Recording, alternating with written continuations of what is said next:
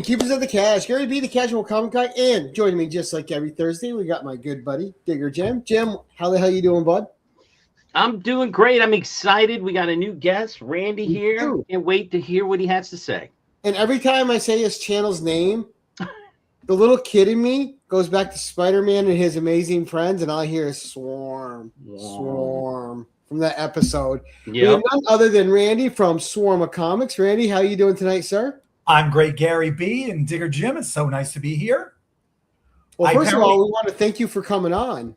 No, thank you for inviting me. Thank you for. I rarely have opportunities to talk in my game show host voice, so let's do it. Well, as you know, it's the 10-1-1, so we're going to look at 10 books that are favorites, one that's a spec pick, and one that with an extended personal story. Although you can feel free to talk about each book as much as you want. That conveys why you like it, what it's about. So before we get going, how hard was it for you to pick 12 books out for tonight? Did you have a good time or was it difficult?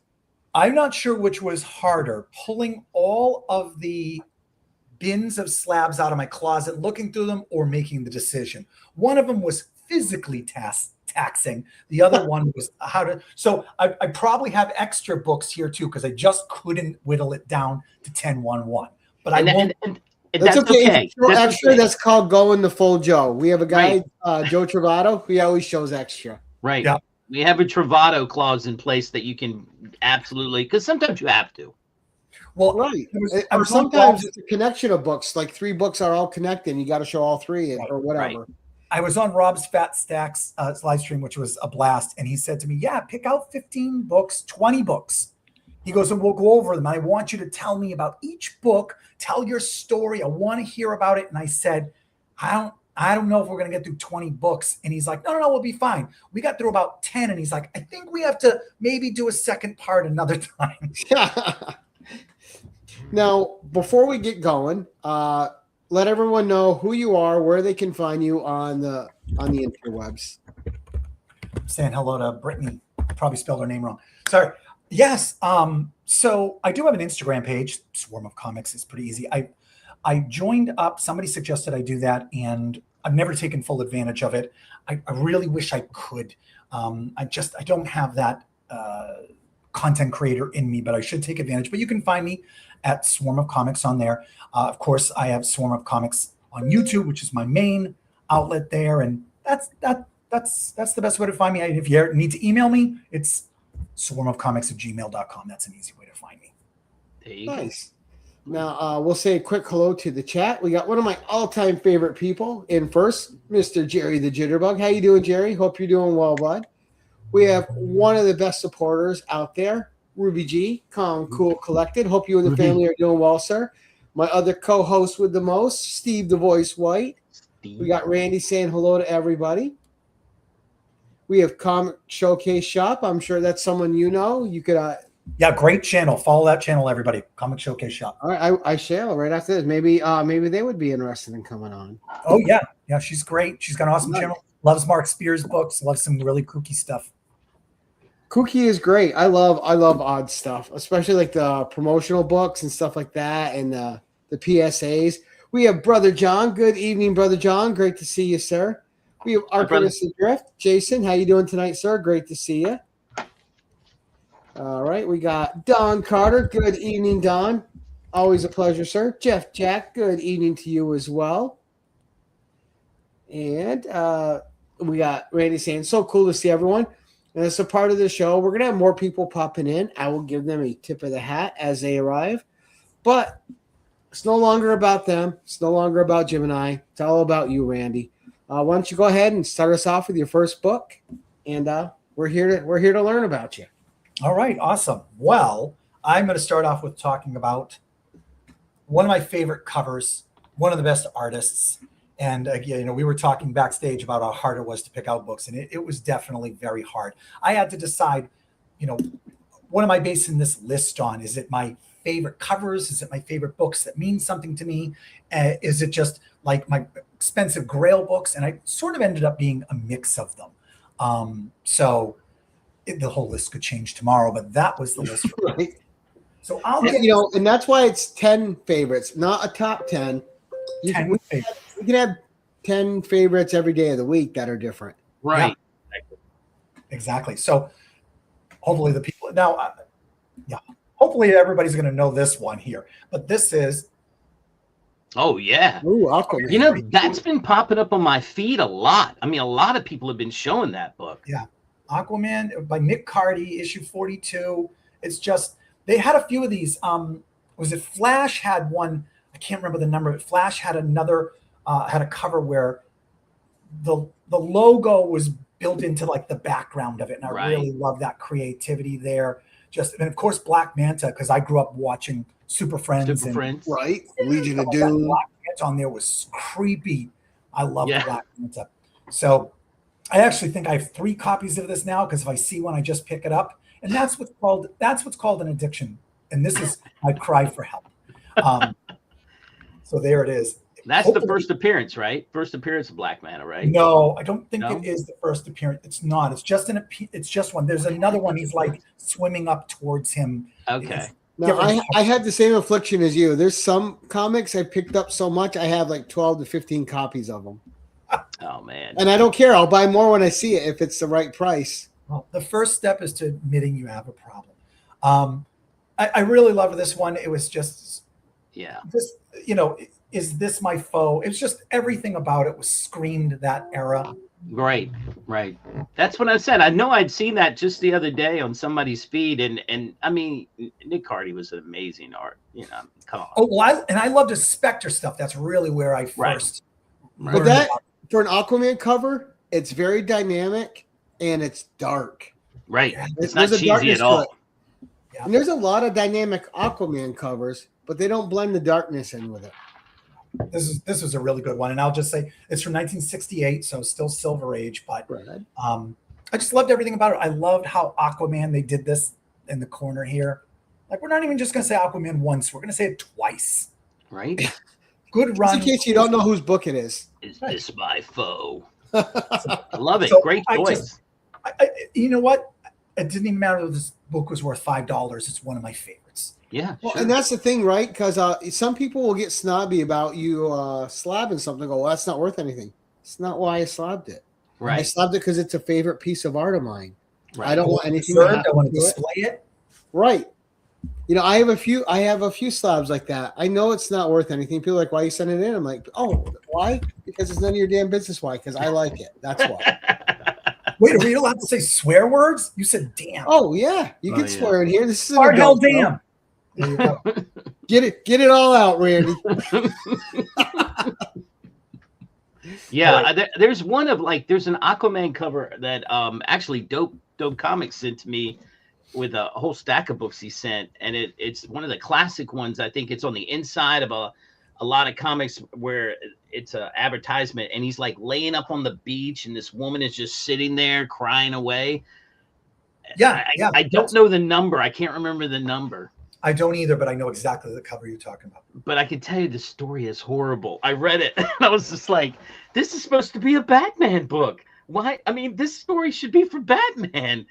What? How did they do this? But it's a beautiful cover, though. We'll have to do a comic book confession show one day where we have a bunch of us on, and we all just bring a book we had no business buying, but we bought it anyway. Yeah. All right, next book. And by the way, good start with the Nick Cardy art cover. So hell yeah. Well, this is another one of my absolute favorites. And I'm not an Aquaman hater like a lot of people. Oh no! And you know what's hilarious is one of my favorite shows from the '90s was a sketch show called The State. I don't know if you guys remember that. Man, I think so. I remember it, but I didn't watch it. So the people in the state that were on the show ended up, it was on MTV, and they ended up becoming famous. Some of them started Reno 911. Oh, yeah. They were in all different movies. One of them ended up on Brooklyn Nine-Nine.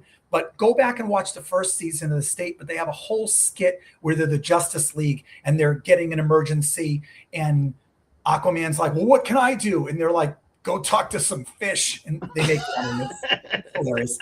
But anyway, I get there's haters there of Aquaman, but I think they can be really good. Someone love The State. Brother John knows The State. And see, during the 90s, I was watching Kids in the Hall. Yeah. See, I felt like there was a divide there. There was Kids in the Hall people and the young ones, and there was The State, and I was The State. Yes, you do need to see this. Someone posted that said that. Go, but the first season is the best. Second season's okay. Don't watch anything after that if you can find it. Gotcha. Okay. By the way, they said I could talk, tell my stories about things. Wait, plenty of the blah blah blah. But I'm going to tell you guys the secret code is do this, and that'll mean Randy lay in the plane. Okay. Okay? Just casually, just be like, and I'll stop. Okay. All right. So the next one is another dynamic, amazing cover here. One of my favorites. I chased this book for a long time trying to find a good. Yes, he's been naming off the people from the state in the chat. That's my brother. He probably did watch the entire thing. Yes, I didn't watch any of it. All right, I'll get to the book. That was enough hype on this. I chased this for a long time. It's from 1951, and it is a beautiful Black Hawk. Oh Lord, look at how red that is. Yeah. Right? Oh, I love red covers. Man, does that present way over a 5.0? Oh, it definitely Man, does. that's a great presenting book. Yeah. And I'll tell you, the back isn't even rough at all. I know it's hard to tell on camera, but I don't know how this is only a 5. But I bought it raw and I got it graded, and I got a 5, and I was happy with it because I was just happy to get it. But it's an homage to a 1943 movie called The Sahara. That's what it's from. But I just love this. It just was one of my favorites of all time. I chased trying to find a good copy of this and get a copy of it in good shape for good money for a while. It's beautiful. Did somebody, and the trade dress on there is great. Right? It doesn't have somebody's little, initials on it or something. Ugh. And I'm a sucker for a good virgin art cover, but when it comes to older books, I want the trade dress all the time because the trade dress is so cool on so many of these. It is. And I'll just say this because I've not complained about it before. I make it very clear on the DC books in the Golden Age, once they went from the trade dress across the entire top to just the small right one, you know what I'm talking about? I don't like how they look. I think it ruined the look of the books. It gave more cover to artwork, but I like the big full right across the entire thing DC books. But gotcha. I was trying to see if I had one behind me that was like that. Yes, my Detective 55 back. Did you like the letterbox era too on the top? The era with the checkered? Yes. I do because I find it nostalgic. Yeah. I like that. I like the way that goes all the way across the top. Oh, yeah, that's a great one. All right. Now you notice how he snuck in an extra book there. Yeah, I saw that. Thought he was being slick, but we noticed. This is a Detective 55, and it's my oldest detective, and from 41. And I think to myself, they started at 27. Like Batman was only 2 years old. Right. Around for 2 years when that came out. That's crazy stuff. Yeah, that's crazy stuff. Yeah. All right. So Black use the gun. Yes. Yeah, absolutely. And the early ones with the purple gloves too. So Black Hawk 47, that's the number. If anybody's looking to pick that one up and you love it, go find that Black Hawk book. Yeah, and to have it that old with the red that popping still is nice. Yeah. Yep. Cool. All right. No, I have a question on since you're showing older books. Are you okay with the date stamp or not okay with the date stamp? I love date stamp. I get this. Me too. I get this idea in my head that the stack of books came in tied up in twine to the pharmacy, the soda fountain, and some guy had his little stamp and he stamped them and stamped it. Set the date for them and everything like that. And I just feel like there's some. It makes the book more alive. A little kid had it in his hand and sold it. It gives it. It's not just a comic book. It's got history. Right. Yeah, I have an Iron Man one that it has clearly you can see it, and I'm like, and the guy was like, "You're okay with this?" I'm like, "Yeah, I'll." When I said it, I was like, "You're an idiot. You should have said no. Can you take $5 off? It's terrible." But I was like, "Yeah, I love that." I was gonna buy it, but I would pay more for an awesome date stamp on it. Yeah, I have. What is actually, you know what I like is foreign comics that have price variant stamps on them. Dude, I just was going to say that. I have the Batman 227, the Neil Adams homage to Detective 31. Mm-hmm. You know the one I'm talking about? So Batman 227, it has a Pence stamp on it from being sold in the UK. Nice. It's beautiful. That's a 6.0. It's a nice book, presents really well. The pen stamp is actually my favorite. Yeah. I like that. Yeah, I love the date stamps on them. It gives some humility. You know, there's another thing. I know it affects the value of books, but I picked up books in the past that have people's names written on them, and there was a bunch of books I picked up at an auction. There was a bunch I bid on I didn't get, and this kid wrote his name on it, and his sister also wrote her name on it. And I went and I looked up the name, and the guy had just died like the year before. He had been in the military. He had a decorated service. He was well known and loved in his community. And I was like, I wish he was still around and knew, you know, that we had his books and we could enjoy them. Right. But I know that sounds creepy, but I went and I looked up. It was an unusual name. Yeah, you know, yeah. Right, so you weren't going to get like 50 John Smiths in there or something. No, Right. no. And I found his whole obituary. Somebody had a whole page about him and his whole life, and it was really nice. And I was like, wow, yeah, that guy's comics. That's so cool. that's kind of in the same vein as the date stamps. Now, what do you think about free comic book day books with the comic shop stamp on them? I've never gone to a free comic book day or whatever it is, so I've never even seen that they have stamps. Oh, Yeah, see, he doesn't even know about that. I avoid comic stores when there's a bunch of people in them and it's busy. Right. well, no, like I've bought some off like eBay and stuff because they relate to books I like. Yeah. And sometimes the free comic book day is like the first time you get to read this character. But you get them in and they'll have the comic shop. So sometimes you'll get a comic from eBay, free comic book day one, and it's got the stamp from a shop halfway across the world, which is kind of cool, That's you know? great. Yeah. I love the idea of it. A little retro feeling to it. All All right. right, but we've taken you too far off. We fell down the rabbit hole. Number 3, sir. That was my Number fault. 3, unmatched master of horror, and a tough book to get in a high grade because it's all black, but a Bernie Wrightson Secrets of Haunted House. Ooh, You have to see the detail of that. that is Yeah. beautiful. This one's a 9. Oh, this is from 1976, 75, 76. Yep. But this is just the creepiest cover with a little goblin coming out of the jack-o'-lantern with the reflection Yeah. on. Randy, did you ever see his scientist in the laboratory? And you could Oh, look, yeah. and you could look at that thing every day and find something new in that. Yeah. Yeah. It's amazing the detail in that. It must have took him a month to do it. Easily. I mean, it is one of the greatest things. I came up in a live stream I was on, I think, and somebody said, "Oh, I have it printed out in a huge like poster size up on my wall," and I was like, "That must just look amazing." The Frankenstein laboratory, just absolutely stunning. Oh, and you could just keep looking and looking. You'll never find everything.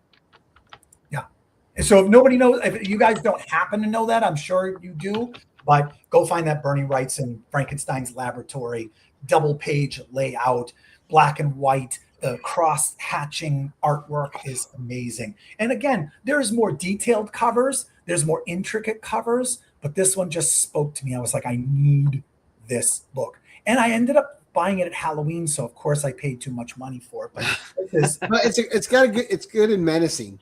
Yep. Yeah. So there's, everybody knows obviously House of Secrets and House Right. of Mystery and all these things, but this Right. is Secrets of Haunted House. It was, I think it's 5. Yeah. So there it is. I could just see someone at DC going, "All right, we still have to have House in there, but we got to change this. We got to change the algorithm around. Let's Right. put it at the end this time." Oh my gosh, that was funny. I hope you guys see that one. That one was great. Yeah, fantastic. Yeah. All right. We're going to get to the next one. This is a great character that I really like. When I started getting into Golden Age books, I really liked the idea of the, first of all, this isn't one of them, but it sort of turned into it, the Buck Rogers ripoffs. Okay. Oh, okay. There was a million, Space Ace, Space Guard, Yeah. Space Detective. I have tons of them. I feel like my display behind me on my videos one day should just be all of these Buck Rogers knockoffs. Now, of course, Buck Rogers first appeared in Amazing Stories. The cover with the guy flying like jetpack, and everybody thinks that guy is Buck Rogers, but it is not. It is a different story. Buck Rogers is not on the cover. But anyway, one of the eventual knockoffs of Buck Rogers that started as a war book and an airline pilot, but it is Captain Midnight. So Captain Midnight started as a radio program that they turned into a comic book. And by this point in Captain Midnight's career, he was in a superhero suit being a superhero. I've never seen that. Yeah, that is awesome though. Look how well that pops. That is gorgeous. Who did the cover on that one? It does not tell you. It says Len Frank art, which he did a lot of the Captain Midnight stuff. Right. Okay. But I don't specifically, I'm assuming he did the cover on there.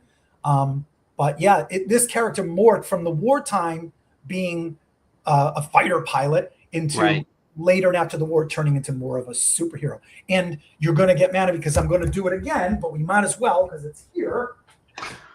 We don't ever get mad here. We don't get mad. We just like busted chops. We bust chops though. That's all. Right. Yeah. So this is a Captain. So this is 43. By the way, if anybody wants to ever go find this book, I bought it raw. I had it graded. The store said it could be 6.5 to a 7.0, and I got a 6.5, so I was pretty happy about that. Again, really tough with these black. Do you buy Ovaltine? I mean, this is 1946. This is 19. So actually, the back is Royal Crown Soda, RC Soda, Cola. yeah, Royal Crown Cola, right? Yep. Mm-hmm. But the fact that this survived since 1946, right after the war, with this black cover and still in this shape. Yeah. Right. And there's like really no color breaks on there. It's nice. And somebody took care of their books, man. They definitely did. No color breaks except for at the spine. And because this was wartime, and you guys probably know this, a lot of books only had one staple. This only has one staple. Right. Because the wartime, they were trying to preserve metals. So this is an earlier Captain Midnight from 46. This is issue 38. This is a pedigree copy, a Crowley copy, and a 9.2. Ooh, wow. Yeah. He looks like he's jumping out like James Bond. That's a nice aerial cover there. Got beside him is like I'm Bond. I'm his backup. Yep. And you know, a lot of the Black Hawk and Captain Midnight's had this flying covers, aerial duels. And although I love this cover, like the Black Hawk, I love these ones there. I think they pop. It's pop, well. yeah. So, they do. So I love the Brother John said Captain Midnight was rebranded as Jet Jackson, sponsored by Ovaltine. Yeah. Yeah. He's a nerd. He would know this. Right. Him and Major Innipack had a Oh yeah, I've actually tried to bid on that Innipack book and I haven't picked it up yet. Because that falls into that space Buck Rogers ripoffs for me. Right. It does. And I love ripoffs too. I get all the Barbarian ripoffs. I have such obscure Barbarian books that nobody's ever heard of, and they're just fun. Did you pick up the new Barbarian book? It was called Barbarian in the Library or something. Barbarian. No, I know what one you're talking about, and no, I picked it up, and as soon as I opened the book, I'm like, ugh, I couldn't get past the art. Yeah. I'm like, I'm done. This is the one thing that Gary. This is the one thing Gary and I agree on is if it has a great story, it's great.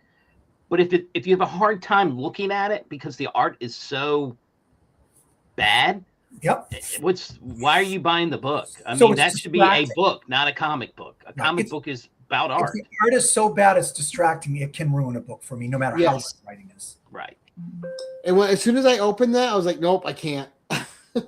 Yeah. See, I got it recommended by my store. I saw the cover. I was like, this could be fun. And he hates Barbarians and he hates Conan. So I actually try to wear my Conan shirt when I go in the store. This is the guy at his store. It's the comic book palace. He's got a channel on YouTube. I'm on his videos sometimes when I'm in the store. You'll see me there ranting about Doctor Who. Hold on, I got to make a note. Go hate on. No, just he loves it. He's a ball buster to the extreme. If you're not in his store, but that's why people love his videos. So everybody go watch the Comic Book Palace. He got famous about a year or two ago for a crazy reason when he blew up on Twitter for saying something controversial that wasn't really controversial. Yeah. But there's videos when he's talking with his customers and he's talking with his buddies that work in the store with him. It's all ball busting like it. Yeah. So he will love it if you hate on it. He like my LCS is like that too. The owner Chat, he's a huge ball buster, and I go help him out one day a week. It's funny because when he changed to his new store, because he had to get into a bigger building, and when he changed into his new lot, nobody was, he needed help moving. I'm like, dude, I'm not doing anything this Saturday. My kid's doing something this Friday. I'll come help you move. I've been a part of the store ever since. I go in once a week, help him do some stuff. It's great when you get good with your LCS too, because they put stuff aside for you that they think you'll like before anyone else sees it. And you always get those first dibs are so nice. So his friends, well, I don't know if they actually get paid, but they help in the store. They certainly get first dibs on things. Oh yeah. And it actually ended up being a funny story. I go in there and I'll buy wall books. I'll buy wall books in bulk sometimes, and I'll always say to them, like, hey man, what can you do on these? I bought 4 or 5 Captain America late Silver Age books, issue 101, 109, 124, a couple of them, right?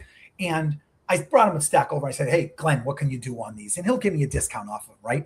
So one day he was talking about somebody came in with a Spider-Man #1 or an X-Men #1, pretty beat up. And I was like, oh man, why wouldn't you tell me about that? He goes, he put it aside for somebody who helps out in the store. Right, sure. Right. And he says, well, so-and-so's, he's put it on layaway. He said he can pay me off in a year. I said, I'll just buy the book right now. What are you talking about, a year? And he said to me, he goes, honestly, Randy, he goes, he also didn't try and knock me down on price. Yeah. I was like, oh, he goes, you're always trying to bust my balls for a lower price. And I was like, oh, okay, I'm sorry. So I found out why I don't get first dibs on things, because I'm trying to rip them off. Okay. All right. All right. And you got a new sub with Dope Comics. Thanks, Dope Comics. If you don't know Dope, some of the best horror content and comics on YouTube. He is amazing. Oh, cool. I will definitely check it out. If you guys like horror comic books, I was just in as a character in the last issue of Gore Shriek, issue #3.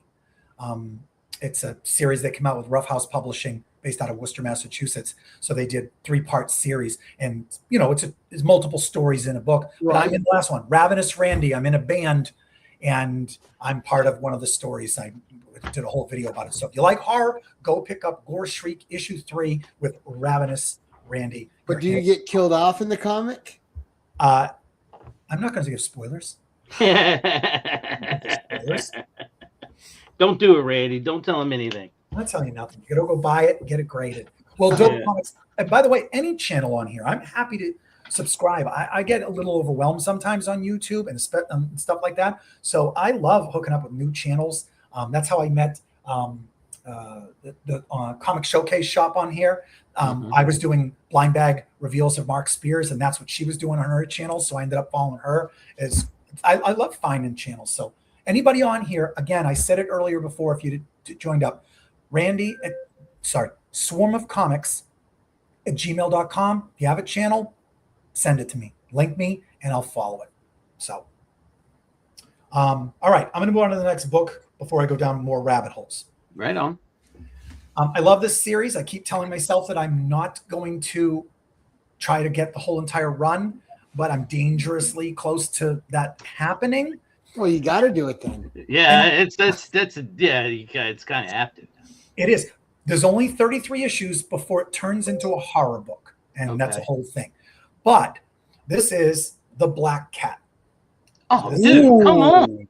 Yeah, so I love that's amazing. All right, that's my favorite book you've shown so far. Oh, I love The Black Cat. This is issue #6. I think you have to now, Randy. I'm sorry. And then you just come back and do all Black Cat series. I have so many. I will. I have so many of them now. There's 33 issues, and the 33rd issue was the last appearance of the Black Cat in her own book. It became Black Cat Mystery Horror or something like that afterwards. Because, EC, the trend of horror books, took over, and all these books started changing. I mean, Captain America turned into a horror book. Look, she's a hit, right? They tell you she's a hit. Yeah, exactly. They even show you other covers of her other books. I see that. I'm looking at that too. It's like that's great. Hollywood's glamorous detective. So this is, when the big craze of these Matt Baker books, when he really started getting this buzz. Yeah. Doing the Phantom Lady stuff, L.B. Cole started getting hot. When all these pre-code horror really started getting hot a few years ago, and all of these characters, like, again, the Phantom Lady started getting big. I can't afford a Phantom Lady. I couldn't afford a Phantom Lady in a purple label, missing the cover, and a, and Nice. a, and a 0.5.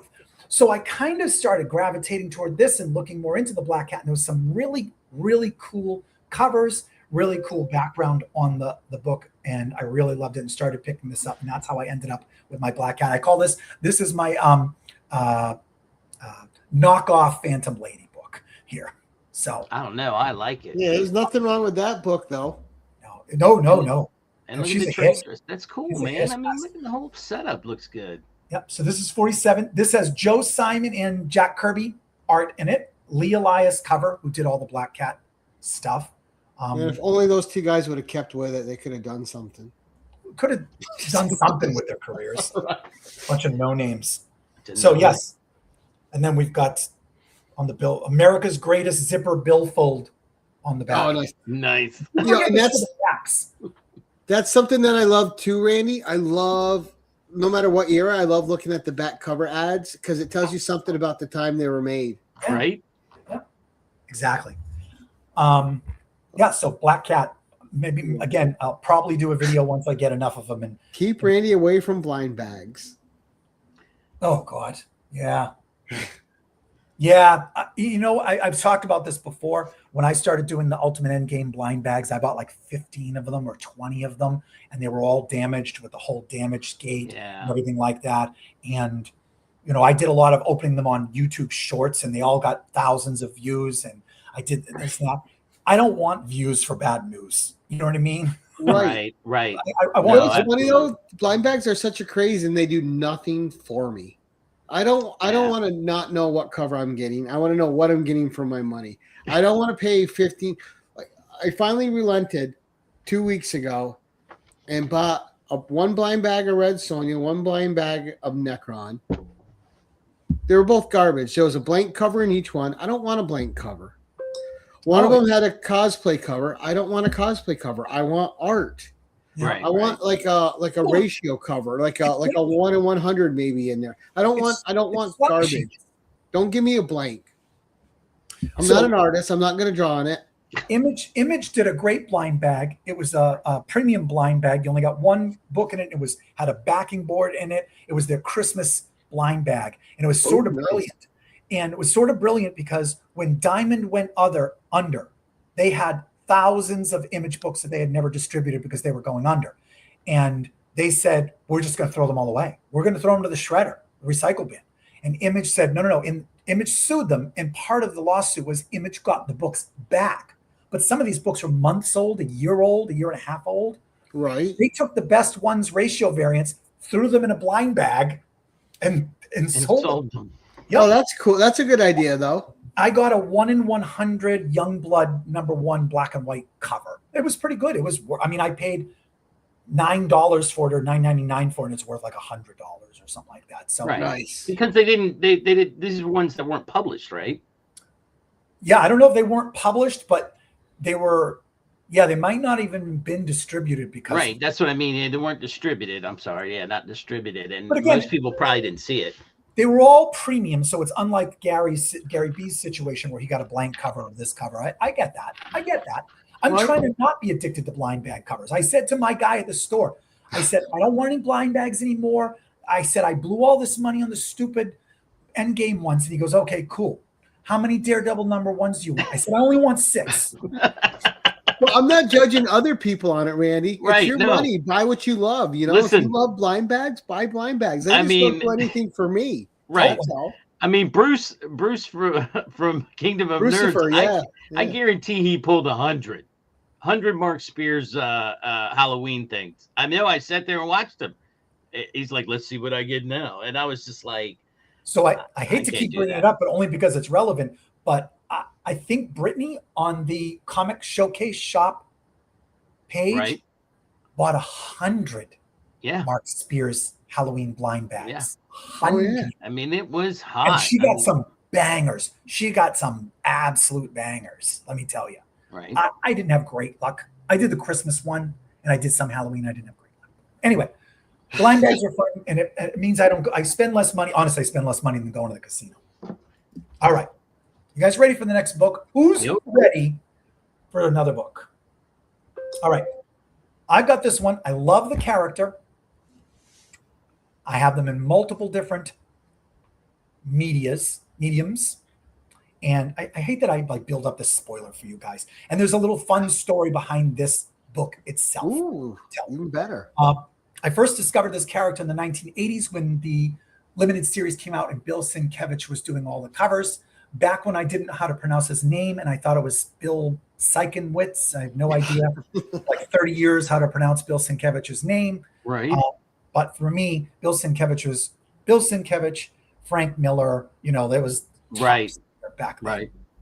The Bill Sienkiewicz covers for the Moon Knight back in the early 80s are just unmatched. This negative space red cover. Well, and the thing is Bill Sienkiewicz can do any style. Like you see, like like a Transformers 1, or just he can do like a movie poster type art, or he could do the abstract. He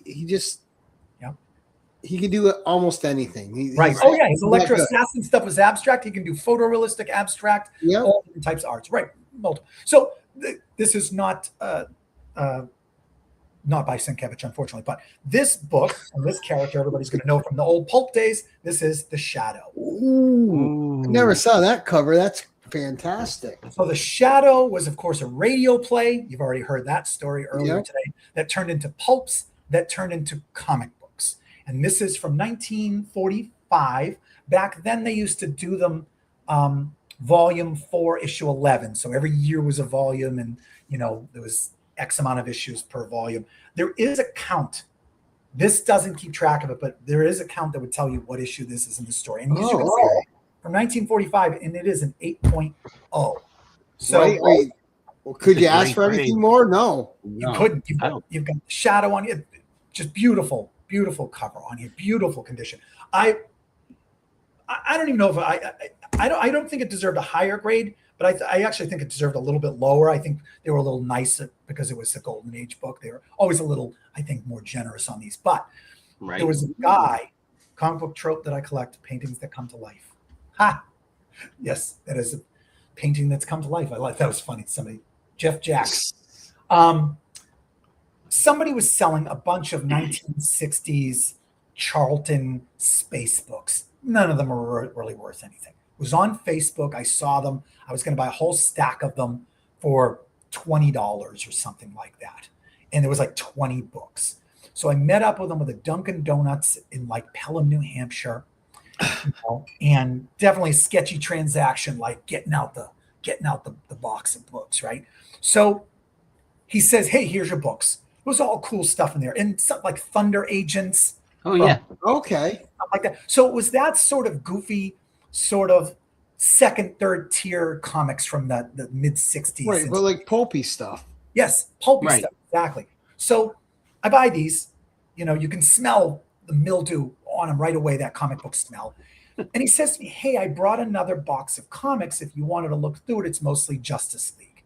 And I said, I guess I'll look through it. It was a short box. So I start flipping through it. They're all in bags and boards. A couple of books aren't in bags and boards. They're just loose. But everything is, and it's Justice League stuff. 70s, 80s. Hello, Signature King. Thank you for joining us. I'm flipping through, and no lie, this book in no bag and a board is just randomly in the middle of a bunch of Justice League books. And it was like 60s Justice League. I was like 70s Justice League. I already don't like DC for the most part, which I'm turning into a complete liar because I keep buying more DC stuff. But the guy's just sitting there counting out the dirty dollar bills I gave him for the other book. And I said, "Hey, man," I said, "I just found this in here." He goes, "Okay." Oh, he told me, he says, "Everything in the box is $2. Everything in the box is $2. I actually think for the stack of books I paid $80. I'm remembering now it was $80, right? And I said to him, no. This is not a $2 book. Mark Andrews, we've been waiting for you. They've mentioned you like 3 times. I know. He's always late, though, but you can't do anything about it. This is deal. He's got a bit of an ego. Yeah, he's got a big ego. Mark Andrews, we're going to catch you up. I'm in a parking lot, shady deal, buying 1960s Thunder Agent and Charlton books for $80. Guy has a small box, tells me to flip through. It's full of Justice League. The middle of the Justice League books is this, not even in a bag and a board. And I said to the guy, this is not a $2 book. He says, anything in the box is $2. I said, no. This book is in such good condition from 1945. I said, this book could be worth hundreds of dollars. And he looked at me, and I'm not even making this up. He looked at me, he goes, listen, I've bought collections and got really good deals. I've sold collections and they got really good deals. It all shakes out in the wash in the end. Yeah. So for $2, you can have the book for $2. I ended up giving him 20 because the other books were 80. And I said, listen, just take 100. Right. Like, I already feel guilty enough. Right. I got it. Hey, what's up, Jay Delana? And yeah, but you know what? That's a guy that's probably done so many deals. It's like he's like, okay, you know. Sometimes you're going to get a deal. Sometimes you're going to get a win. Sometimes you're going to get a Right. loss. And he knows he's ahead, you know. And when these shops, when they buy whole collections, they're paying pennies on the book. So if you sell a couple big books, they've already made their money back. Yeah. And when you float someone a deal, you make that person a repeat customer. Yep. Right. But it begs the question, and I made a whole video about that. I hate it that I keep saying that, but I made a lot of videos. There's a whole video I did. I'm always looking for a deal, and I'm always looking for a bargain. Don't get me wrong. I've already told the story about going into my LCS and try to get them down on price. Right. But I don't want to rip people off. And I was just watching a video for a well-known channel, and they were talking about how they got a key Spider-Man issue that, when graded in a good grade, will go for $600-700 or something like that. And the guy who he bought it from was selling books in a bin for $5, and he bought it for $5. Is it the buyer's job to say, hey, this is not a $5 book? Is it the seller's job to know what they're selling and how much those things are worth? Some people who are selling things at a yard sale, flea market, they're not comic book people. They don't know. They just they got books somewhere to clean out. I think it's situational. If you're a comic shop, then it's your job. Right. Yes. If you're buying this because someone's, hey, you know, my grandfather passed away, he had these in the attic, they're in the garage sale, then you might want to let them know. Right. Well, and that's that guy. I mean, that guy probably sold a ton of books. The guy you dealt with, and he already probably looked at it and said, I know it's worth more. Now, Randy, I don't care. If you want to see some banger books, check out some of Mark Andrews' past episodes on here. Okay. Yeah. He's a regular on the show, and his collection is insane. We say what's out of the Mark Andrews Museum this week. I'm not kidding. That's just going to make me jealous, Mark Andrews. Hello, Yeah. Kingdom Nerds. Welcome to the club. We have T-shirts. Now I'm going to make a shirt that says, I'm jealous of your collection. Yeah, I'm jealous of your collection. Well, I want to look at the back. This is the Dick Tracy Detective Kit by Ooh. Tootsie. Oh, yeah. So There's a guy in the community, Bearded Comic Bro. Oh, yeah. He is a huge Dick Tracy fan. Oh. Huge Dick Tracy fan. So I was out digging, I was out digging one day and I found a Dick Tracy badge and I was like, oh my God, I have to clean this up and send it to him. It was like, it's meant to be, so I got it. I cleaned it up and I, as best I could, put it in a display thing. And he was like, oh my God, because it had to have been from the 50s. The area I was digging and was like from the 50s. Without a doubt. If not older. Very cool. So I got graded. So the Dick Tracy comic books, when they first came out, were magazine size. And I have a one from 1937, 38. It actually predates Superman. I think it's 38. I think it came out in the spring, and I think Superman came out later in the year. I can't remember. Or Action Comics, #1. But yeah, it's a great red cover with Tracy. Maybe it came in a 2 or 3 or 3.5 or something like that. But I did love that Dick Tracy cover on that one. That's a really cool one. Nice. I saw that tonight and I was like, that's a good one. But it's not one of my favorite. So I wanted to leave it out this time. Maybe next time. So. Maybe next time. We definitely have you on again, brother. Cool. I'm happy to join anytime. Yeah, once you're on once, you're getting invited back over and over again. Yeah. Everybody keeps saying that and I haven't been invited back yet. Well, it's true on this show. And unless you come on and you're a jerk or you're mean to someone, you get invited back. Yeah. You'll even get asked to co-host from time to time. Yeah, no, I'm not going to swaggle house you guys when being a dickhead or something like that. All right, I'm going to move on to the next book. Nice. So we'll jump. Now, this is a book that I picked up, and it's foreign, and it's so rare that I think it's the only one on the entire CGC census. I have no way to even compare it to anything. but I do love it. And I love this character. And I'm reading the new series that just came out. And I don't know who's putting the series out. Could be Mad Cave. It could be Titan. It could be one of those, small brands. But it is The Phantom. Oh my gosh. Yep. So this is, there's no date on it, but they think it's like 1956 or something like that. It's The Phantom. Now you say to yourself, Phantom, everything's backwards for me, 372, and it's from Australia. Right, in the 9/8. That's amazing. And these books were made with newsprint in black and white inside. How the hell did you get just one of the original heroes, right? The Phantom's a classic. One of the original heroes. The Phantom's a classic. Oh, absolutely a classic. And again, read the new series. It's not groundbreaking. I'm reading it. It's great. Right. Oh, you are. I have all 5 issues. Oh yeah. Oh, it's good. So the weird thing is, and I didn't even think about this before I changed to the shirt, I was wearing a Phantom shirt. No lie. Now I've been invited back, so I'm catching the message live. Brother John, I'm sorry, man. They didn't invite you back. So yes. Well, that's because his brother blackballed him. I did. It's on me. They have so many issues because they actually used to put this out weekly. Yeah. So this is weekly. It's very thin. I bet it isn't even. That is true. That is really outstanding. Look at that cover, guys. You're kind of right. I'm realizing these like single character popping out on the cover, taking over between the Black Hawk book and the Captain Midnight in this one. But it's definitely an action. The Phantom, every time you see that character in the cover, he just screams classic adventure. It's like the Doc Savage cover, right? Oh, I'll tell you, I'm dying for an original Doc Savage pulp. I have not been able to pick one up yet. I do. I love that pulp stuff. The pulp stuff got a little retro bump in the 1980s when they put out the Shadow book and Doc Savage got a new book. And then the Spider got a book. It was actually a very thick, like almost very heavy duty book, like trade was really thick. So that's where I caught on to it, is I was fascinated by these pulps. I think the grade is just blowing my mind though, because of the age of it. The age of it and the fact that it's newsprint, so it's much more apt to be destroyed. Yeah. How much like did you just like go down to Florida and slip some money to the grader? I just can't get over that. I'm like, that's insane. That's crazy. In Australia, no less. Australia, exactly. And they know nothing. They said no date. We know nothing about it. We don't know who did art. Did nothing.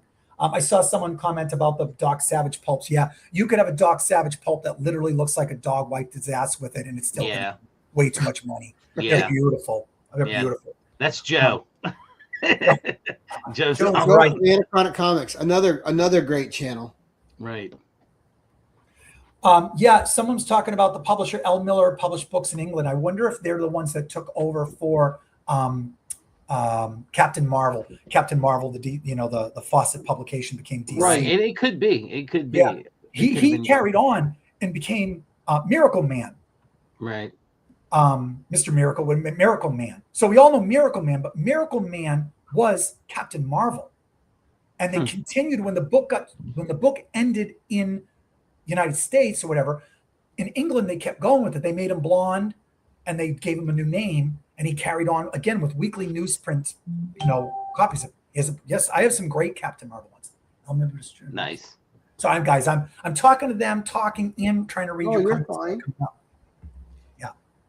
Good stuff. Well, that was a great book. Great book. Well, in the foreign countries, they carried on a lot of storylines. I think, where was it, in Spain or something? They never killed Gwen Stacy. They wouldn't let it happen.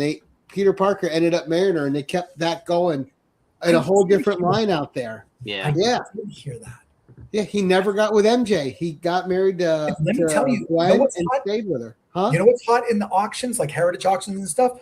Foreign comic books are making a massive surge. Great.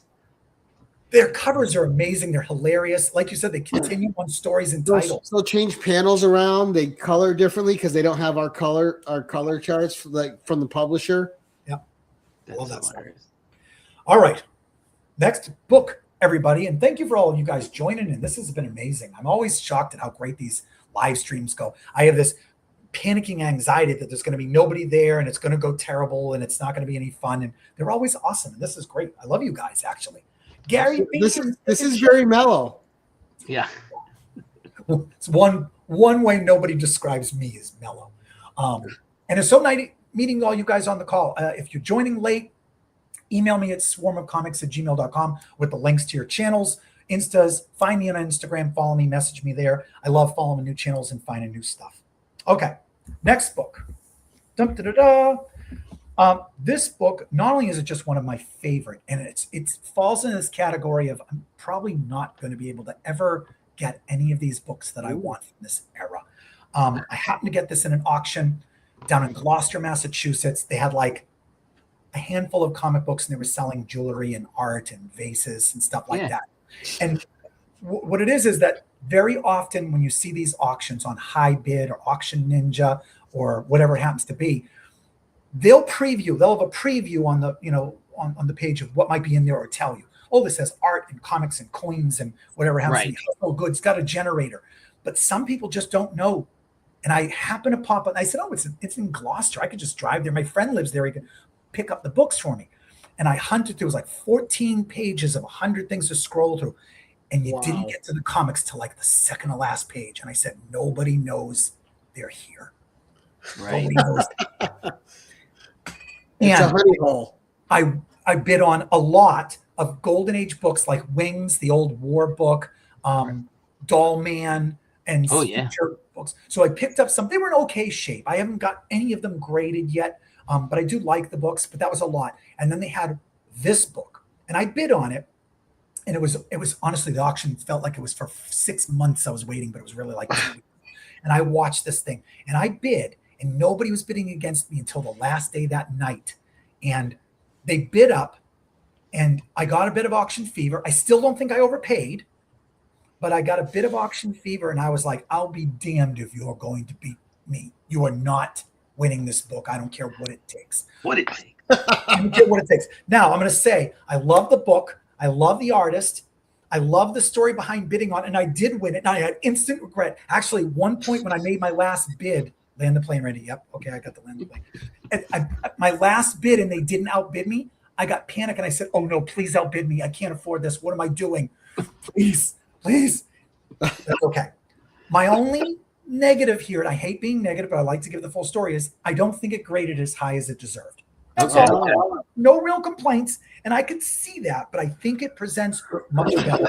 Here's the big reveal after all that bullshit. This is Submariner number 16, Alex Schomburg. Wow. Oh, man.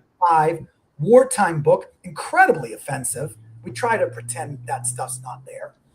But this book, I get into 4.0, no complaints, but you had that presents above a 4.0 with the colors and everything. I was looking to see what would have made it a 4.0. Like, is it the spine? Back is pretty dirty, and the back is a little rougher. It might not show up for you guys, but it's also got the it's rolled a bit. My guy pressed it, but there's only so much you can do. No, I believe he could have pressed that out. That's crazy. You might watch this. He did an amazing job. Shut your mouth. Listen, I'm going to be honest with you. I was just happy to have it. I would love a Captain America book back then. I would love a Young Allies book. I would love any of those different titles. But again, much like we were talking about the Doc Savage books, any wartime Captain America, even in a 1.5, is so much money. And this was my way of being able to sneak into a Schomburg book. Yes. So he does grow. Mark Andrews is right. So Schomburg always makes Submariner huge. Yeah, he does. And again, over the years, as the war went on, he got bigger and bigger. But this crazy dynamic cover, I don't know how blurry it is with my crappy webcam, but this is really good. Issue 16. I think these books were quarterly at the time. Yeah. They were not monthly. But I just love this. Beautiful colors. Look at how good those reds. Yeah, great action page. A lot of action going on. Yeah, there's a lot going on that page. Yep. So this book this was one of those things where I chased the book and I just wanted it so badly. Timely Comics, 1945. Yeah, cool. In the back, you can also buy encyclopedias. Dun, dun, dun.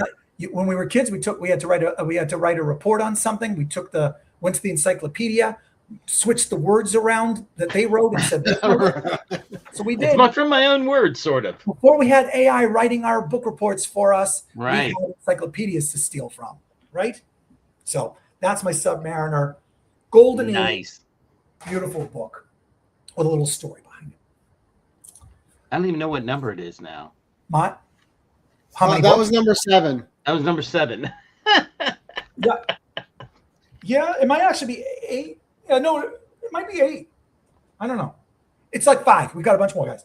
All right. So this book, when I first started getting Golden Age fever about 3 years ago, this was the first big boy book that I bought. Ooh. All of my books that I pretty much own in my collection, I bought raw, or I bought a long time ago, and I get them graded and they have good grades or whatever happened. Right, This right. was the one that I said, all right, I'm going to buy this book graded. And I loved it. I loved the cover. I loved the title. I loved everything about it. It's just a great book. And this was, again, I bid on this book and I got auction fever. And it said outbid, and I bid, outbid, bid, outbid, bid. And I just kept tapping it. And I had to talk myself off the ledge. I was like, please outbid me. And nobody did. And I won it. And what I said was, I think I overpaid for it, but I had to talk myself off the ledge by saying the last price of a book is now the new price of what that book's worth. You know what I mean? Because they don't. Yeah. They don't come up for sale very often, so nobody's going to look and say, "Oh, well, it's not like New Mutants '98 where the price can, it can be all over the place." And it's Right. I couldn't even tell you the last time one of these went up for sale. So this was my first big boy book. It is in an old case. The case is about CGC case is about this big. Okay. But I'm going to show you. So this is More Fun Comics number 69. Ooh. This is the Spectre. I really wanted a Spectre More Fun book, which is where he first appeared, but I couldn't afford that. But when Dr. Fate took over the title, but the Spectre was still up here, I was like, oh, I still got the Spectre. Plus, 69, it's funny. And it's got the full trade dress title Fun across comics, the top. yeah. I mean, he's down in hell with this demon. It's just Dr. Fate. Look at Dr. Fate. Like, he's even changed, Right. all these years. And at 4.5, I actually think it presents way better. This would be a book that I would consider having cracked and resubmit and cleaned, because Tootsie Rolls are in a lot of these books. What year is this? This is 1941. 1941. Wow. Yep. July of 41. It actually has a half page, it says it up here, a half page ad for the upcoming new book, All Flash Comics #1. Right. Jerry Siegel and Gardner Fox stories. Howard Sherman cover art. Here you go. I will trade you this 1943 Mercury dime that you could have bought that comic with in 1941. Yep. 10 cents. I love that too. Like these are a piece of art. This is Art Deco. They And really again, are. I mean, when you get covers that present that well, that are that old, it doesn't matter if they give it a 4 or 5. Didn't matter. It looks like an 8.0. It looks like an 8.590. It's gorgeous. I just love this book. And it was the first dabbling I did in, again, buying a big boy book, like whatever it is. And it's just one of my absolute favorites. It was originally on my little wall back here in my office. And I grabbed it from there. I always keep it on display. One of my absolute And I love the in-the-face simplicity of some of those old titles. Fun comics. Listen, you'll have fun. Just open it. Yep. Please open it. I also love back then there wasn't a bunch of word balloons ruining the artwork either. Right. You know what I mean? Right. That's one of my biggest gripes about Amazing Fantasy #1 of 15, Amazing Fantasy 15, and Spider-Man #1. I hate those ugly word balloons on it. I hate them.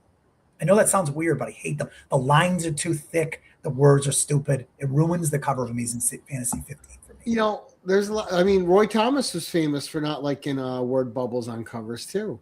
I don't like it. Yeah, there's very few of his of the early Conan books that have word bubbles because he hated them. Yep. This is so It clean. doesn't belong. The Conan book can have one little like scrolling thing with a description down the corner, and I can accept that. You know what I mean? But yeah, good clean book. Love this. Nice Beautiful, book. more fun. That the fun just pops with the black there. Hey, Dave Bratton, 1702. That's the year I was born. I'm getting old, guys. Thank you for joining me. So there you go. More fun. Very nice. More My fun. brother would wig over that one. He's a huge Fate fan. Who is? My brother John. He's a big Fate fan. He would love that. Oh, excellent. But I mean, such a great design on the character too, and like you said, honestly, there was no reason to change that costume. Yeah. No. There's a few characters; their costumes are always in style. Dr. Fate's one, Dr. Doom's another, Right. but their costumes just work no matter the era. Right. I first, again, I'm a Marvel guy, and I was a Marvel kid, and but I found Dr. Fate through the Justice League series from McGuire and Giffen. And Dr. Fate had some great stories in those Justice League books. And that's when I fell in love with Dr. Fate. There you go. So I couldn't resist that. I'm going to just say Comic Fanatic F4M. Randy, lots of black cats in the current Comic Connect auction. Somebody send me a link to that, swarmofcomics@gmail.com, because I would love to see that. I'm definitely looking to fill in those black cat comics, even though I am not doing a run of it. I promise you I am not buying all of the Black Cat comics. But I'd like next month, Randy will be back with the complete run of Black Cat. 10 I know, right? So I said this is really thick. I could give you a comparison, but this is the back then these cases were really thick. Bye, Brittany. But in contrast to that, there was also the cases used to be really skinny. And this next book is going to have a super skinny cover. And this was my first slabbed book I ever owned. My friend I grew up and went to elementary school with reached out to me, I don't know, 2010 or something like that. I didn't even know what slabbing was. I didn't know anything about comic slabs, didn't care. I just bought my monthly books and I just read them. I bought some wall books when I saw them. My LCS never had slab books. I knew nothing about them. And he messaged me and said, hey, I have comic issues. What's up, Brian? So the story about this, and Brian's probably already heard this one. I probably showed it on there, but he reached out to me and said, hey, listen, man, times are a little tough. I'm selling off some of my collection just in between jobs. 2010 was like the recession and the economy was right. Yeah, sure. And he actually offered me another book that I didn't buy, and I wish I did. I actually found the email recently when I was cleaning my inbox. Ooh. And he actually had a piece of also he was not offering it, or like he offered it and then he retracted. It was an original Jim Lee Batman original art page. Oh, wow. And I came back and I was like, can I buy that? And he goes, no, I decided I can't let that go. And subsequently, years later, he's tried to buy this book back from me, and I have not relented. Let's see it. Are you ready, though? Are you ready? I'm ready. There's going to be a lot of information coming your way. I have a feeling Mark Andrews is going to know all about this. And if you guys don't, you're going to learn some great comic history. This is Tales from the Crypt, number 36 in a 9.2. Now, what makes this special, also this case is wafer thin. Yeah. Wafer thin. That's what it was back then. This was probably graded in 2007 or something, even older than that. Older than that. And they're flimsy, those cases from then. You don't drop it. I've considered it getting resubmitted for reholdering. Yeah. Haven't yet. Now, what makes this special, and you say to yourself, Randy, it Tales from the Crypt in a 9.2, that seems impossible unless you read here where it says, everything's backwards, it's not going to come in clear, Gaines file copy. Now, does anybody on the call know what a Gaines file copy is and know the story behind this? I don't. You're about to get learned. So, William Gaines Jr., who inherited the company from his father, which became EC Comics, the father published, before that, a whole publishing company. I think they actually published a lot of religious texts. So when the kid took over, he started EC Comics, which again had pirate comics, medical comics. I bought one that is a psychoanalysis comic. It's a comic book about psychoanalysis. Okay. Horror was part of the books too. And William Gaines Jr., every issue that got printed, he said to his assistant, go down and grab me a stack of copies and wrap them in butcher paper, and he put them in his safe. Every single comic book that EC made while he was alive, he took 12 copies and put them in a safe and wrap them in butcher paper, right? Now, when he died, so also remember EC Comics, when the whole hubbub with the Senate and they had to do the Comics Code Authority, he took Calculated to Drive You Mad, which was an EC horror book, and turned it into Mad Magazine. Yeah. And then that's why Mad Magazine doesn't start at number 1. Mad Magazine starts at like issue 33 because the original issues are Tales to Calculated to Drive You Mad comic book. And then it turned into Mad Magazine. So and that was a file copy, is what you're saying? So this was never circulated, owned by William Gaines Jr., who owned EC Comics. Right. And when he died in the 90s, 1990, 91, his family found this whole archive of these books they didn't know existed. Wow. They kept half of every single stack of all of them and then auctioned the rest of them off. That's insane. So this was never circulated, owned by William Gaines Jr., who started EC Comics and Mad Magazine. Now, 9.2 is a pretty good grade, but that's actually low for these books. The majority of them come in at 9.4s and 9.6s, some and 9.8s out of all the issues. But they're very rare. You're just not going to find a Gaines file copy. Now, there's no pedigree on this because they didn't even do that at the time. Right, I was going to say I don't think back then they even had a pedigree label. Nope. So if I reholdered this and resubmitted it, they would make it a pedigree and, for a Gaines file copy pedigree. Man, you know who would love that is Steve. The other Steve White, man. He's a huge. That's what everyone's saying in the chat. Yeah, and he's right. Steve would love it. Yeah, this book looks so good. The back is perfect. I actually don't know why it's only a 9.2. It's got a non-color breaking fold here that could be pressed out. Now remember, nobody pressed these books. I was saying nobody, like back then, they were just nobody pressed and cleaned them. I mean, look, if it were me, that would be the first thing I'd do. All right, let me crack it or send it to somebody to crack it, press it, and then resubmit it and let CGC know. Or if you not a single spine tick. Yeah, I'm just because of the fact that it's a game.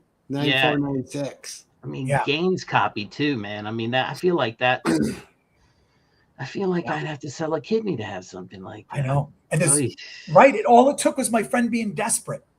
So what you're saying is you took advantage of your friend. Right. We got it.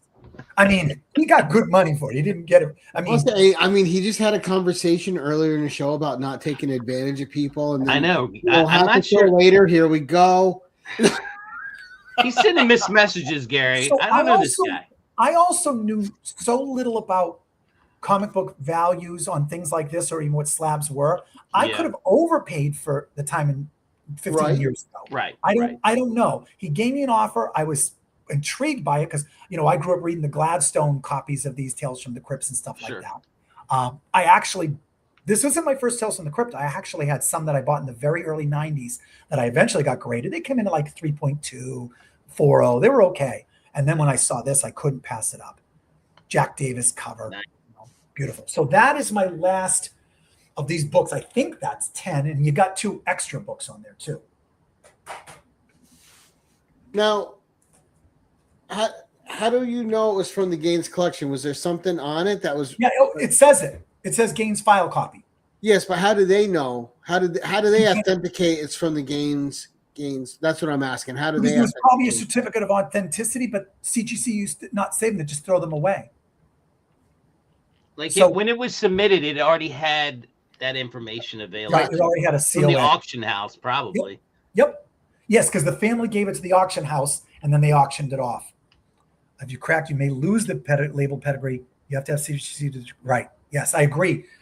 I would never touch it. I would send it to them and say, I would have them definitely reholder it, and I'd consider a regrade because it's in such good shape. I wish you guys could see high resolution scans. You'd say there's no way that's a 9.2. There's no way. Yeah. That's true, because then you'd be stuck paying them to clean and press it because they would have to know that it was a pedigree. Yeah. Oh yeah, exactly. I wouldn't want to lose that pedigree. I wouldn't want to crack that. And trust me, man, that'll cost you some dinero. Yep. And for right now, I'm just going to leave it as it is because it looks beautiful and it's fine. But Yeah, that was definitely, that's one of my favorite books. It was my first slab I ever owned, and I've had people offer. My buddy Comic Carl, he's probably not watching, but he might watch later. Every once in a while, I get a text and he says, "By the way, I'm still thinking about that book. When are you ready to sell?" I can't do it. I actually considered it, and I started getting the sweats and anxiety, and I was like, "That's a sign to not sell the book." Yeah. You should just mess with him one day and tell him you gave it to somebody who loved it. Tell him I dropped it. Tell him I dropped it and it broke Right. open. And it broke open. Damaged. It's got a big. I honestly wouldn't even know what to sell it for. Like the games file copy for this one comes up so rarely that how do you even know what the price is these days? You have to you put it in an auction and you see what you can get for it. So Yeah. so those are my 10. Yes. So now we're gonna get to the 1 and the 1. Yep. You can do it in any order you want. You can do spec or story. The Okay. story has to be 2 minutes long. 10 And minutes. that's it. 2. 2 You got a minutes. filibuster. Oh, am I already getting the blame? Yeah. Just because of watchability, we like to keep it within like an hour, a little over I'm an going to hour. do spec. Now, I didn't ask more questions about spec. What I did is I chose a new book because I have like Absolute Batman and other things that are clearly Sure. bangers and stuff like Yeah. that. Right. This is a new book that I picked up. I considered spec a new book that I picked up not just to read, but also because I feel like it might catch fire someday and be worth something and Okay. speculate on it. That's fair. Yeah, I That's figured what spec is. yes. So I did pick up Absolute Batman as a spec, and I didn't even read it. I actually didn't read Absolute Batman #1 until I think issue 11 came out because I just Wow. spec'd it. I got it graded. I actually got 3 different covers of #1, and I got them all graded. They all came in 9/8, and I said, "Cool, there's my spec, Absolute Batman, in case this thing ever takes off." Who Right. knows? Maybe not. And then it Right. started getting hot. I was like, "Oh shit, I should read this book." And of course, I love it. This book, I don't know if it's ever going to go anywhere, but I'm going to start to push it on the channel for Comic Showcase Shop. They showed it on their weekly reads, and that's why I decided to pick it up. It is called Ordained. Oh yeah. Mine's Yep. downstairs. Oh, cool. Have you read it yet? Oh yeah. Oh, good. The I've never basic heard of premise for anybody, no spoilers, is this hard-nosed priest goes, part of his job as a priest is to go give last rites to people in the hospital. He gives the last rites to an Irish gangster. And on his deathbed, this Irish gangster spills his guts and he's going to die. And then he doesn't die. Now, the priest knows where all the bodies are buried. This is from Bad Idea. This is issue 1. These are actually all award-winning people. I think Dave Stewart's won like 10 Inkwell Awards. All these people are fantastic. Yeah. It's also drawn made well. a weird- What's that? Say that, It's Jim? drawn well. It's written. It's Yes. fine. It's an interesting story. I'm curious to see how he's going to get out of this pickle. Yep. It's got this weird matte paper, almost like a newsprint too, which I like. Yeah. And I love this cover. So this is my spec book. Let's see if this Okay. takes off. I don't know anything about White Wind or White Sky or whatever. Dork. Yeah, I I don't know think that there's one so either. many falsely inflated books right now. Like Dork, really? That's a $70 book all of a sudden. Why? No reason. Didn't look good. Yeah. And I even think Absolute Batman is a false spec. It's just, I think for me, in 5 years, it'll be worth $5. This is the question. What will it be in 5 years? Like just be for real. When Venom came out, did anybody think Venom would last? No, because the Spider-Man diehards were like, what the hell? You know, this is ridiculous, you know. Well, if you ever watch my channel and you hear me say this, I actually hate Venom. So does Gary. That's why I brought it up. Did we just become best friends? I think so. The only thing I hate more than Venom is Carnage. I don't like either one of them either. Yeah, but my point is they're here. And Yes. I think there was a lot of, that's the one I think about the most because of the fact that, holy crap, this thing's been out a long time and people didn't think it was going to last. And it's here. So if Absolute Batman is here in another 10 years, that's saying something. And I don't think it will be because I think it's an alternate universe. So Maybe. The way I look at it is I paid $4 or whatever it cost me $20. I'm $24 in. If the book ends up being worth $50, I still enjoy the book. I really love the Dragata cover. Yeah.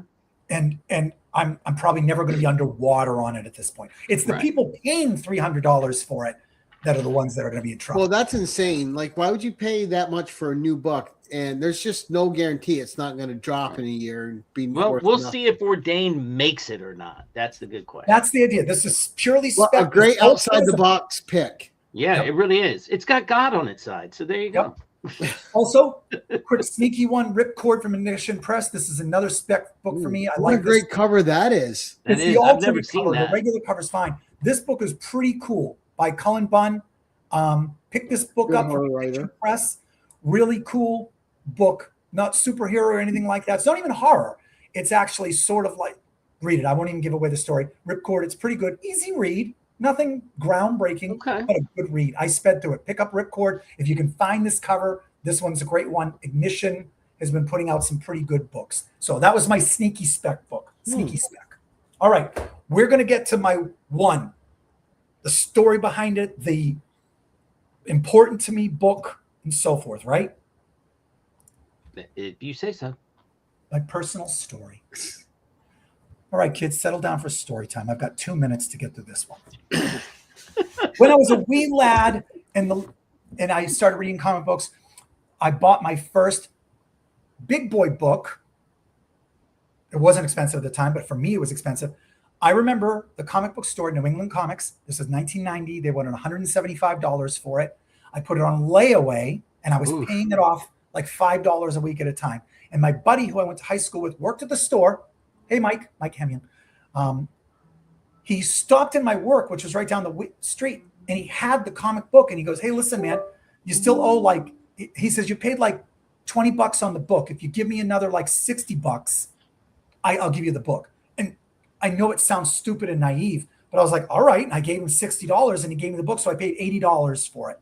Okay. I didn't really think maybe he stole that and I'm giving him money, not the store. I don't know why he would come into my work to do that. Right.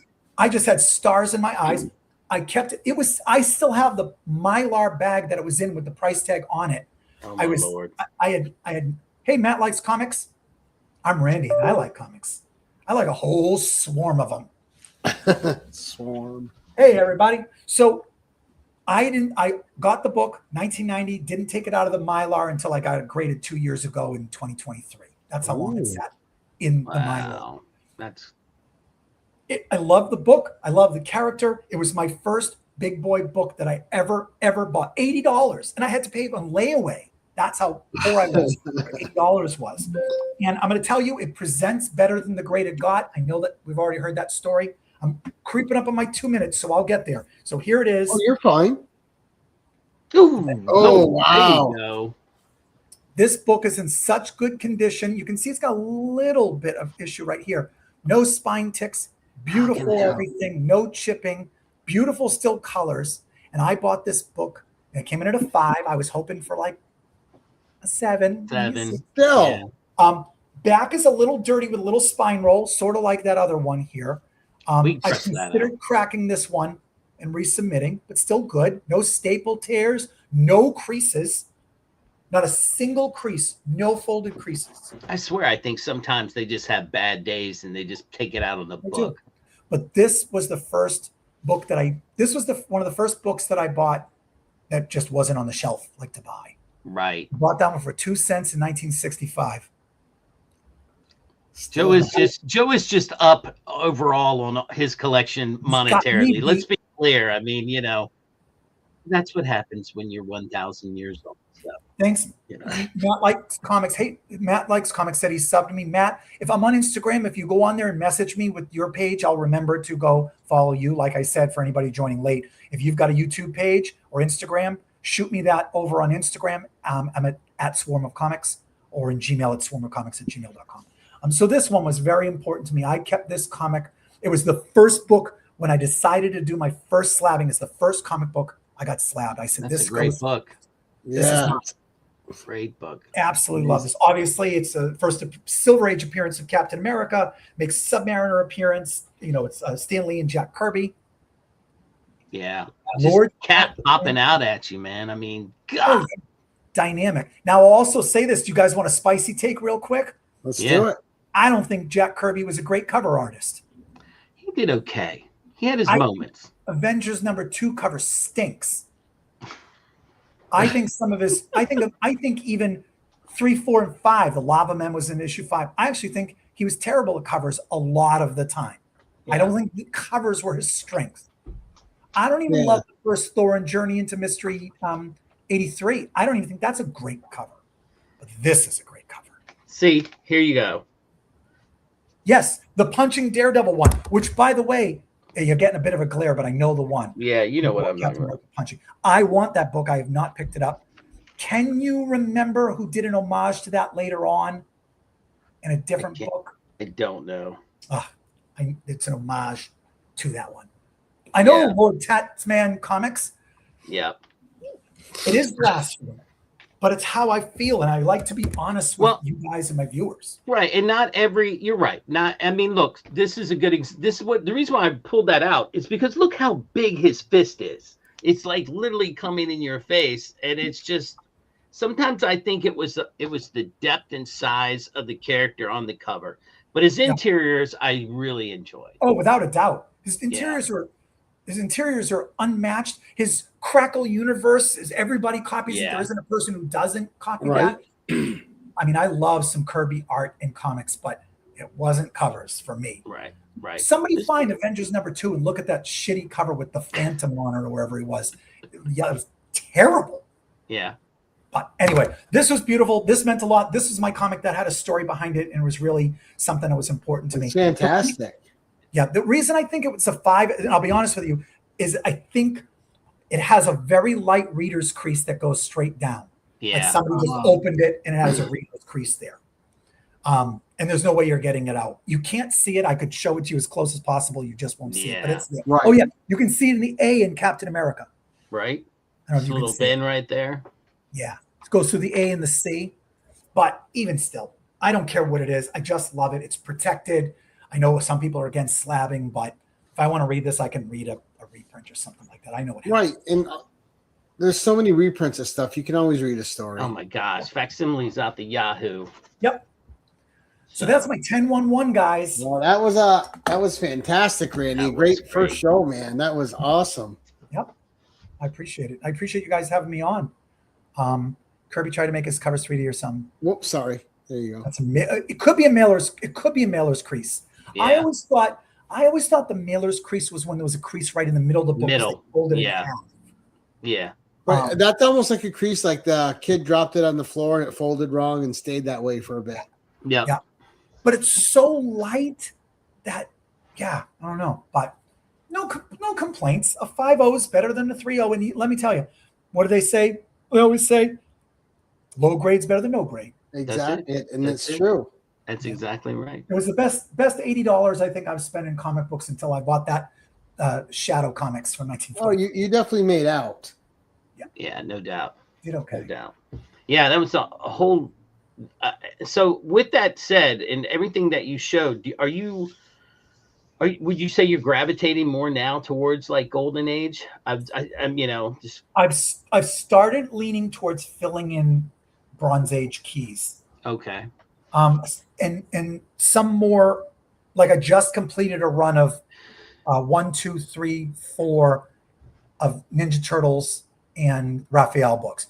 I started to go back and now buy books that I could never buy as a kid. I am old. Well, I'm old, but not old enough to have not bought books. But that's what we do now that we're older, right? Now we can buy things that we never thought we'd own. Right. This is we my have big boy crisis. money. This is my Corvette. Yeah. This is my Corvette. There's books I have now. I'm like, I didn't think I would ever own this. Now I have it. And it's not even what you consider like a huge book. It's just something you never thought you'd have. And it's that Iron Man 1 back there. I didn't, Yeah. So that's what it is that like, oh, Ninja Turtles. It was a book I wanted to pick up and I couldn't afford them because they got too expensive and they were so rare. I couldn't. My Ninja Turtles #1 is a second print though, not a first print. It's a Corvette midlife crisis, not a Ferrari midlife crisis, right? So that's what it's been. It's saying, oh, I want to fill in some of these. Like I just picked up Conan #1. I wanted that. And I don't know about that. When I got my Conan #1, I couldn't believe I had it. It's a book I never thought I'd own. yeah, I think I picked it up in a 7.5. I picked up a decent grade. I didn't need a 9. I love the book, and I love this book, and I love Barry Windsor Smith. And I just love it came out the year I was born. You know. So does that? Yeah, that was the year I was born. So same thing. I think about that too. I'm like, oh man, this book came out like I was a baby. I was just born. Why wasn't my mother buying me comic books? But to answer your question, Jim, you got quite a few subs tonight, Randy. Yeah, I appreciate that. And again, I'm happy to return the favor and subscribe. I got in a golden age jag for about a year or so when I was really hooked on. Most of the golden age books I pick up are on heritage auctions. I can trust that the best. I don't trust eBay really well. I use that for some things, but I've tried to get away from it because apparently I have to pay my mortgage every month. Require that usually. And the only reason I've eased away from golden age books is because there's just needed to take a break on that. So I was like, well, how about we sort of fill in some bronze age and some bronze age and modern age books that I want to fill in keys, the books I could never get, like giant size X-Men and things like that. Right. No, excellent. Yeah. That's great. And for me, like I'm a series completer. So if I'm collecting something, there's a few I'll just get like their first appearances. But I love like having complete series and like little obscure ones too. Yeah. I am trying to avoid. So I sold the majority of my comic collection a couple of years ago. I 20,000, 30,000 comic books or something like that. Oh, wow. Okay. Yeah, I kept key stuff and some good stuff. I actually found was flipping through stuff and I found a New Mutants 98, not in a bag and a board, randomly between things. Got it submitted and it came in a 9.8. I got super lucky on that. I don't even actually remember where it came from because I don't like Deadpool. I might have bought it when I was just reading. I like the movies, but I've never been a fan of the character. Oh, so I do love the movies. Yeah, but I've never been a fan of the character in comics. Right. So I got rid of most of my complete runs of things or working on runs. So I'm trying to not do that again, unless it's maybe Black Cat. But otherwise, I'm trying to not be a completist. I'm trying to say, hey, what can I enjoy? What can I collect? What's a fun chase? What can I flip someday? You know, when I'm going to die and I can sell them off so I can, you know, they can put me in a rocket like Gene Roddenberry and send me to space. There you go. But great show, Randy. That was awesome. Hopefully you'll come back and do another one. Yes. What time are we doing? Is it tomorrow? What are we going to do tomorrow? Right. Tomorrow I'm on. Oh, well, here's the part where we go around and see what everybody's got coming up. Usually I start with my host, but I'm going to start tonight so I don't forget. You can catch me over on One Collection Down, Fables channel, tomorrow night at 9:00, where we're talking about one of the best movies ever made, They Live. So we're going to be talking They Live and having a blast. Everyone knows I'm a huge John Carpenter fan. There's no better movie than The Thing, but They Live is pretty damn great. Did you see it when it came out? No, I saw it as a kid. So but I saw everything as a kid. My parents didn't care. Yeah. They let me watch whatever I wanted. It had Rowdy Roddy Piper in it. I had to go see They Live. Right. I actually took they replayed The Thing on one of those special Phantom events. And I took my kid to go see it. So we got to watch The Thing together in the theater, which was awesome. That's his favorite, is The Thing. So I've heard tell. Yeah. But also coming up next week, we have another first-time guest on the channel, Adamantium Blade Comics on Tuesday. Jeff Luck will be joining us, who I met last Friday on Fables One Collection Down show when we reviewed my favorite James Cameron movie, The Abyss. The Abyss. And then we have Cliff coming on next Thursday, so you know we're going to have a loud fun show Thursday. I think I'm going to be sick that day. Oh, you're going to get some grief from Cliff because you know he's going to hear that. I know. And now, Jim, what's coming up with for you, sir? You know, I have some books coming because I fell down that whatnot rabbit hole. So when they show up, I'll be definitely showing them. Listen, it's supposed to be 60 degrees here on Saturday, and then it's supposed to freaking snow on Monday. So this is the world I'm living in Maryland. So I have to go out digging I have to. I mean, the place I went to last Saturday, I'm not even finished. I'm going back and knock on the door and ask the lady if I can keep going. I found so many things in the ground there. It was amazing. And, you know, when you find a spot like that, you just got to hope that they'll let you come back. I mean, Right. here I am finding a 1886 coin from the Netherlands. I mean, how did it get there? That's the craziness. I mean, so, you know, I'm going to film some of that and put a video together because I'm tired of the shorts. So I'm laughing at Wellbore. All right. And Yeah. of course, we always end with our guests. So, Randy, what's coming up for you over on Swarm of Comics? I am trying to get out a video this week, but I haven't worked on my thumbnail yet, and I spend far too much time on my award-winning thumbnails. If you guys didn't know this, I won a number of awards on a comic book award show. It was my award show, and I gave them to myself. But go check out that video with my brother and sometimes co-host Bronze Age Bill. But I spent too much time on thumbnails. I won a bunch of, spoiler, I won a huge stack of books in an auction, and I got them, and I got burned. So, yeah, it's tough. It was tough. I made a video. The video was so much of me ranting, giving the PSA about buying books on an auction, and then revealing the books, that I actually have a disclaimer that says, if you don't want to listen to me rant, jump 12 minutes into this video. So I've got that, but I've also got some videos coming up with a good small auction with some Dave Stevens goodness that I won that I'm very happy about. Nice. And I also just got back a CGC, modern CGC submission. I have a 2-parter video coming out. So those will be spread out over the next couple of weeks on Swarm of Comics. Excellent. Nice. All right. Well, guys, his link to Randy's channel is in the description below. Go sub up him and Digger Jim, and you might find your new favorite creator. And with that, I want to say, always first, I always have to thank my co-host. Thank you, Jim, for being here, man. Always a pleasure. You and Steve are two of the best at it. I love having you guys as my co-hosts.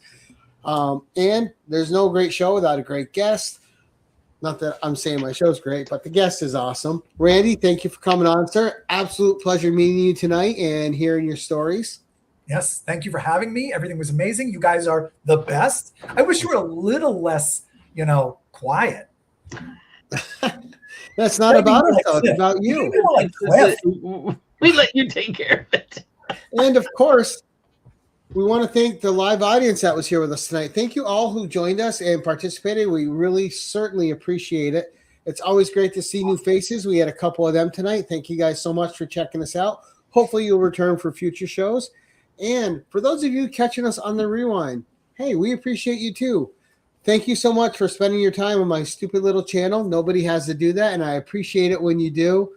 And of course, as we like to end these things, we're going to say thank you for watching and keep it casual.